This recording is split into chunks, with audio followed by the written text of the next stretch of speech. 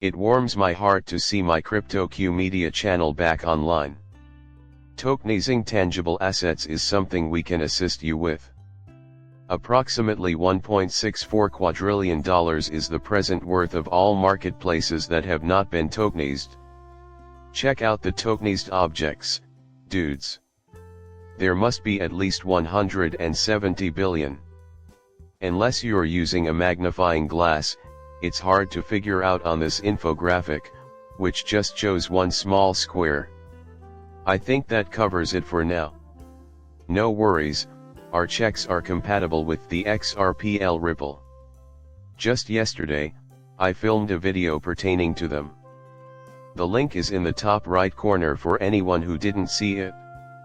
They also intend to bring physical assets onto the XRP network alongside tokenized assets. Additionally, Ripple and Open Eden Labs will publish, or shortly will launch, tokenized US Treasury notes on the XRP registry. All of us should be ecstatic about this kind of stuff. Yes, we do exist in the grand scheme of things, no doubt about it. Dedicated 24-year-old technologists. They comprise 2.5% of investors and 13.5% of early adopters. We are still in the early stages of our adventure since we have not yet approached the chasm's brink. Now it's going to start moving forward. Soon, the majority of people will use it. The peak is almost in sight. We could give it some thought, but I'm not sure if I should just throw a bunch of numbers at it 2030, 2035 and hope it falls off. Consider this. How fast did your family decide to connect to the internet when it first became available? If you're 40 or older, you probably remember those days. In your 30s and 40s, you probably won't. But I know for a fact that it was sometime in the 90s. Oh, for sure, that wasn't back in 1996 or something. In 1995 and 1996, I encountered several homes that had internet, and it was the most incredible thing imaginable. Alright, we're going to get the internet was my mom's final pronouncement in 1997. Almost everyone had access to the internet by the time we reached 2001, 2002, or 2003, and even more households had it by 2000. It followed suit and became the standard. Your 90-year-old grandparents were the only ones without internet connection. Thus, that is merely one point of view. Next, you'll want to apply that similar idea to Bitcoin. Look, this is where we are right now, dudes. The future of this market and the nature of tokenization on XRP and similar blockchains are still in their early stages.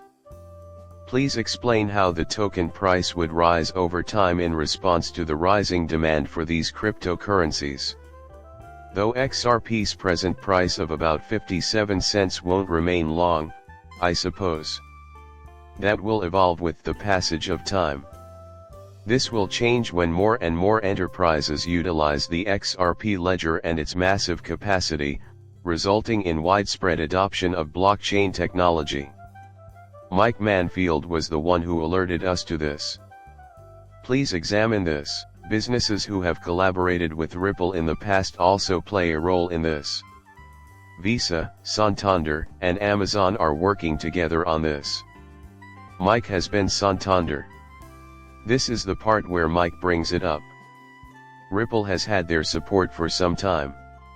Since 2016, Ripple has been associated with Visa through the acquisition of Earthport in 2019 or 2020 and Amazon. Do you all recall this? This is Ripple's profile as an AWS partner. This could be on aws.amazon.com. Things from a few years ago, such as XVia, Current, RippleNet, and the X. And so, the RippleNet was being tested at the time. Listen up, everyone, Amazon and Santander will soon offer Visa credit cards in Germany. The card does not need customers to open a new bank account or pay a fee each year in order to use it. By using the Amazon Visa both on and off Amazon.de, customers can accumulate credits that can be redeemed for purchases on Amazon.de. Customers that use Visa to pay on Amazon.de will earn 1% back. They will receive 5% back on all purchases made using their Amazon Visa at any other participating retailer.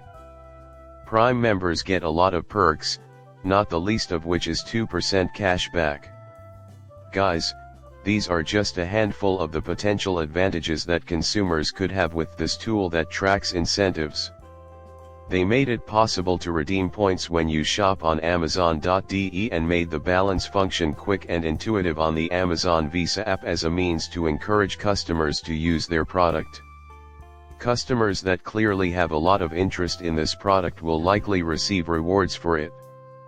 Considering this is another application of blockchain technology, it appears that a large number of these point systems will also be created on the blockchain.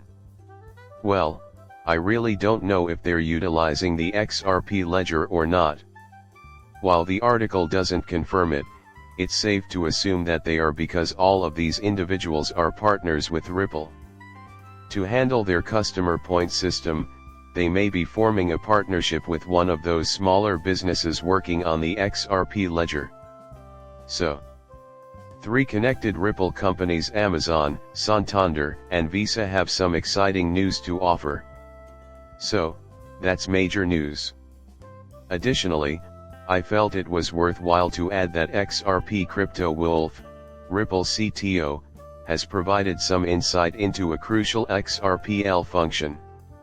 David Schwartz did provide some commentary on the new clawback function. This feature has obviously not stopped being discussed in the XRP community, although I'm not sure how many of you have been following the XRP ledger news. Some of its meaning and operation have been illuminated by David Schwartz's most recent insight. As far as Schwartz is concerned, the primary objective of the clawback tool is to correct ledger inaccuracies.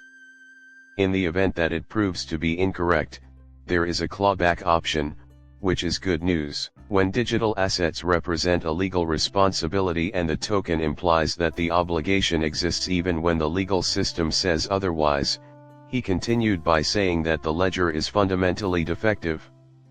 In response to a discussion on X regarding the concept's foundation, David Schwartz did state that correcting cases where the ledger is literally inaccurate is the major purpose for the clawback feature. If a digital asset represents a legal obligation and the token claims that the obligation exists, but the legal system disproves, then the ledger is inaccurate. Consequently, this characteristic is crucial for their needs in this situation. Resolving cases where the ledger is inaccurate is the main reason for using clawback. Again, the ledger is wrong if a digital asset represents a legal obligation and the token asserts that the obligation exists but the legal system asserts differently. All of these measures must be observed for the ledger to function properly.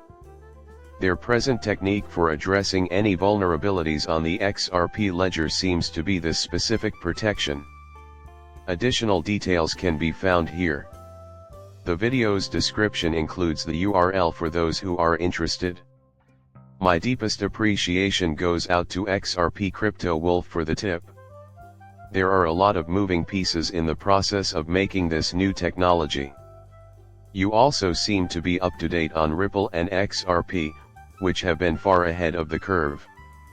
They have, for some time, been choosing to go to countries that are already more accepting of Bitcoin. This is brought up by Token Ice here. You might be surprised to learn that Ripple XRP and Dubai, UAE, have significantly deeper connections than you might think. Their partnership with the DIFC was revealed this week. Ripple will open an office in Dubai in the second quarter of 2023, but a closer inspection reveals that plans have been in the works for quite some time. The Dubai International Financial Center DIFC is only one of many notable structures. This is a fascinating step that will almost certainly require government approval, since you are setting up shop in the heart of their financial center. It seemed like this was the engine that powered all the success in Dubai that Ripple has seen today. Shortly after announcing the inauguration of their new office, the business announced that Dubai will host the 2023 Swell. Following this, XRP became one of the first virtual assets to get official permission from the Dubai Financial Services Authority (DFSA). The domino effect, have you all seen it? When wonderful things occur, they often set off a chain reaction of even better things. It might just be a sign of how Dubai operates. To say that it wasn't also a possibility would astonish me. Ripple was the first utility coin to be approved by the DFSA, but this has led many to believe that it is more crypto-focused than in July of this year. We saw the DFSA officially grant Ripple XRP a license to oversee digital assets. Because of this, XRP can now have more direct applications in the DIFC. It was not only feasible, but also entirely legal, to use XRP for international transactions inside Dubai, which is why we came here. Just 2 months after we saw this approval with the VARA, Ripple officially collaborated with the DIFC. The goals of this collaboration include promoting the use of DLT for practical purposes inside the DIC and integrating it with established, large-scale strategic institutions. Put simply, let's start small and find a way out. Ripple has a lot to gain by becoming an early adopter in Dubai, a famous financial center. They seems to have been getting ready for the Dubai financial upheavals long before any Ripples appeared. 20% of Ripple payments users are located in the Middle East and North Africa. Just so you know, I am associated with a couple people. SAB is creating waves in the Saudi banking industry by becoming the first financial institution to utilize Ripple, QNB, RippleNet, and Ripple Payments. Lulu takes payments through Ripple, Rak Bank, and Al Hansari Bank. The latter two provide rapid transfers to India. What we call Bank Fujara is actually money paid back to India. The CIB, Lulu, blockchain, and NFT all work together to make international money transfers easy in Egypt. Therefore, it was wise of Ripple to set up shop in Dubai, which they have already done. Now more than ever before, the prospect of tokenization, DLT payments, CBDC development in collaboration with other central banks in the UAE, and innumerable other opportunities presents itself. Please accept my sincere appreciation, everyone who has watched my channel. Farewell for the time being, and I would greatly appreciate it if you would subscribe and like my channel.